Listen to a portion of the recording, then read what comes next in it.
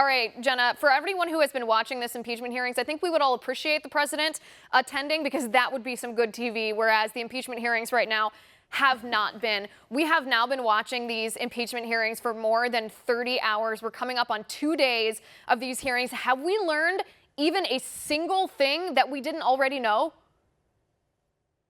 Not at all. And, the Democrats have been using this, again, just as political theater because they're campaigning. This is their 2020 campaign. This is it. Because when President Trump is fully acquitted, and he will be, we know that because they don't have any evidence whatsoever. They haven't even alleged a crime, much less an impeachable offense. So when he is acquitted, then their campaign is over. They have overplayed their hand. They have nothing left going into 2020. So they are looking to extend this as much as possible. What we saw yesterday with the process, that was only just about the how are we going to go about this trial, not even the what or the substance.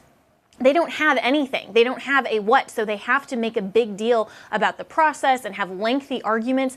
Compare and contrast that with the Clinton impeachment trial, where it was a unanimous consent and vote for the process because they wanted to get to the what. Clinton was actually charged with multiple felonies. So to compare this impeachment to any impeachment in the past is you just see how remarkably absurd it is and how much this is just political theater. But even more than that, Liz, this is so dangerous as precedent because we are actually in the context of a presidential impeachment trial. So the Trump team, Jay Sekulow, Pat Cipollone, they are actually making these legal arguments because it is so important to protect and preserve due process. You were talking in your opening about the calling of witnesses and how the Democrats are saying, well, we didn't have time to go through the judicial branch.